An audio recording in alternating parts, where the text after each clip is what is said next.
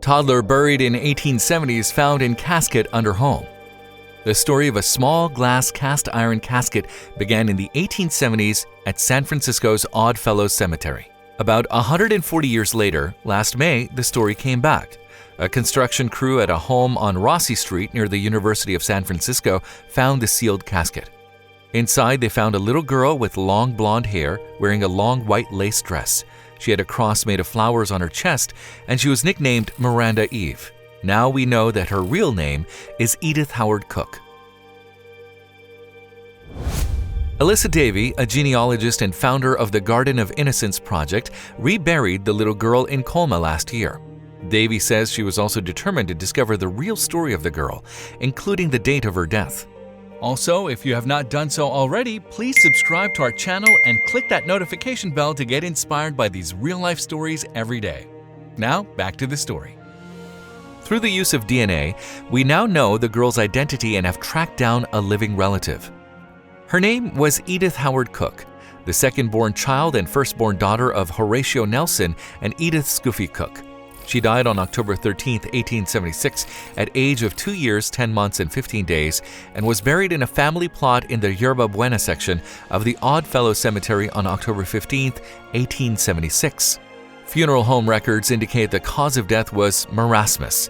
Marasmus was a term used in the 1800s for severe undernourishment, a condition which could have had a number of underlying causes, unknown or not fully understood at that time. Given what is known today about the late 1800s urban living, an infectious disease is the most likely cause of marasmus. A contractor doing remodeling work on the residence of John and Erica Carner in the Lone Mountain neighborhood of San Francisco uncovered the casket while excavating a section of their backyard. The medical examiner was notified and after opening the casket determined that further disposition of casket and the young girl inside was the responsibility of the Carners. The casket was made of metal, 37 inches in length, with 2 viewing windows in the lid. It was tightly sealed, thus preserving the body of the young girl it held. Through the office of the public administrator, the Carners were put in touch with Alyssa Davey, founder of the Garden of Innocence, who arranged to take custody of the young girl. She then arranged for transportation and care of her in her original casket until reburial could be arranged. A new casket was built, into which the original casket was placed. The young girl, nicknamed Miranda Eve, was reburied at Green Lawn Memorial Park in Colma, California, in June 4, 2016, at a service attended by about 140 people. Another memorial will be held June 10th to honor Edith by holding a ceremony while knowing her true identity. Memorial service to be held on June 10, 2017, Green Lawn Memorial Park, 1100 El Camino Real in Colma. The memorial service will begin at 11 a.m. It will be open to the public. I actually asked my girls, I said, if you were to name a beautiful little girl, what would it be? And Katie, without even questioning, said Miranda.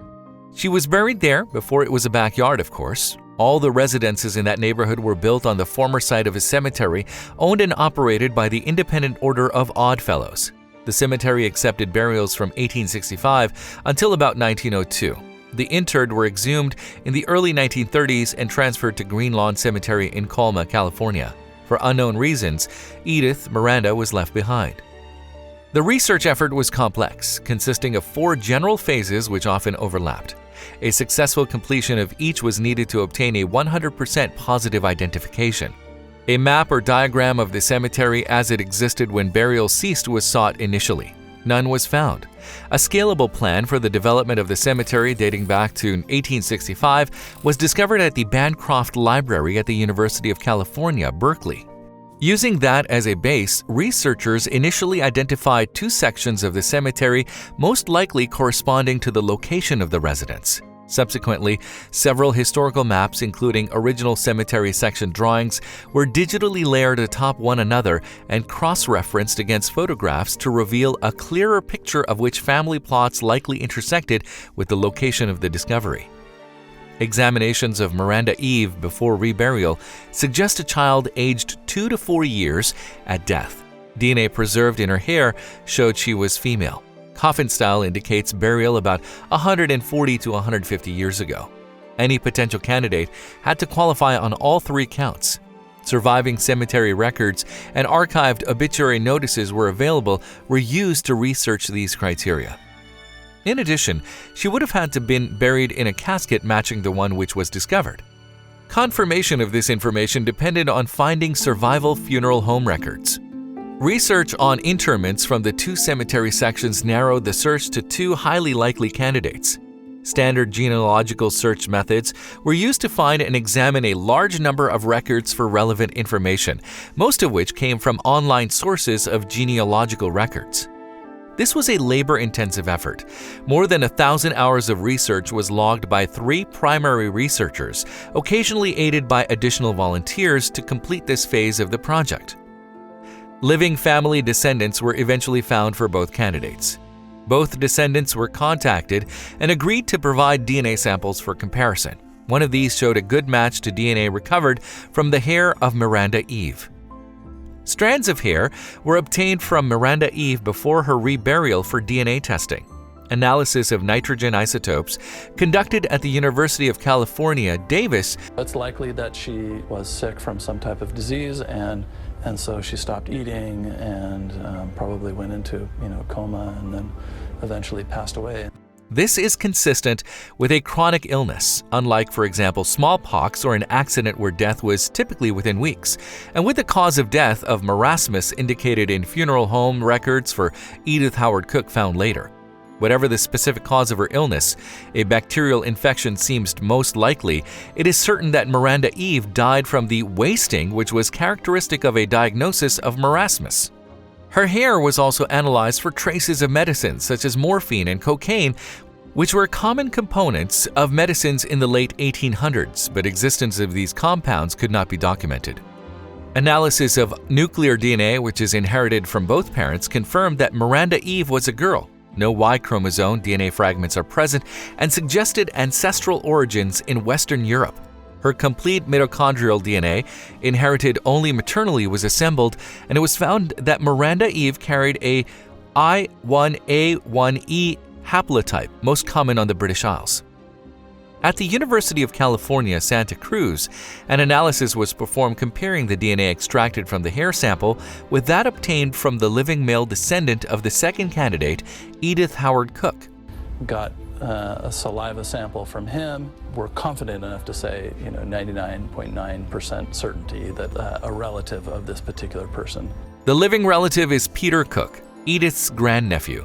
Peter Cook is a direct descendant of her older brother, Milton H. Cook. He lives in the Bay Area. DNA was extracted from Miranda Eve hair samples in the cleanroom facilities at the university's paleogenomics lab using standard ancient DNA techniques. After sequencing, data was collected from about 10% of Miranda Eve's genome. From that 10% of the sample, we were able to compare this to a candidate relative, and it turns out that the two are about 12.5% identical. The data show typical patterns of old or ancient DNA. The DNA fragments were short, about 50 base pairs each, and showed evidence of chemical degradation. The DNA sequence from Peter Cook was compared to the Miranda Eve data by examining the rate of matching at positions of rare DNA variants across the genome. Several long contiguous sections were found where Peter Cook and Miranda Eve match at these rare genetic variations at a rate expected for 2 people who share a very recent common ancestor. The Miranda Eve data had no such matching segments to dozens of negative controls, that is, DNA data from unrelated people. Further analysis of the matching regions confirmed that these segments are bona fide identity by descent regions, regions of the genome co-inherited from the same person, that is, the parents of Miranda Eve. If you like the video, please give it a thumbs up and consider sharing it with someone who may find it interesting. Thanks for watching, and I'll talk to you in the next one.